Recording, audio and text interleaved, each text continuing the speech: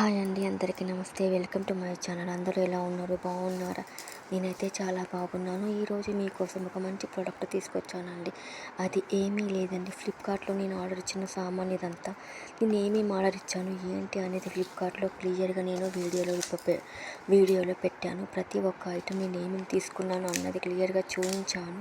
కానీ మనకు దీనికి వచ్చిన ఖర్చు ఎంత అయిందంటే 3000. మనకు ఒరిజినల్ ఖర్చు అయితే 3000, యాక్చువల్ అయితే 3000 ఖర్చు అవుతుంది బయట అయితే తీసుకుంటే. కానీ ఫ్లిప్కార్ట్లో నేను తీసుకున్నాను కదా, నాకు 2000 మాత్రమే పడింది. 1000 అనేది మనకు సేల్ అయిందనమాట, మిగిలిందనమాట. మీ అందరికీ వీడియో నచ్చితే తప్పకుండా లైక్ చేయండి, షేర్ చేయండి, సబ్స్క్రైబ్ చేసుకుని వీడియో చివరి వరకు చూడండి. మీ ఆదరణ ఎప్పుడు ఇలాగే ఉండాలని మనస్ఫూర్తిగా కోరుకుంటున్నాను. అలాగే బయట తీసుకుంటే బాగుంటుందా, ఆన్లైన్లో తీసుకుంటే బాగుంటుందా, మీ కామెంట్ రూపంలో నాకు తెలియజేయండి. మీ కామెంట్ నేను ఎప్పుడు సదా స్వీకరిస్తాను. థ్యాంక్ యూ సో మచ్ అండి. మీ అందరికీ ఎలా అనిపిస్తుంది ఏంటి ఖచ్చితంగా కామెంట్ చేయండి. Thank you so much. Video చివరి వరకు చూడండి, అప్పుడే వీడియోలో ఏమేమి ఉన్నాయో మీకు క్లియర్గా క్లారిటీగా అర్థమవుతుంది. థ్యాంక్ యూ సో మచ్ అండి. Thank you so much.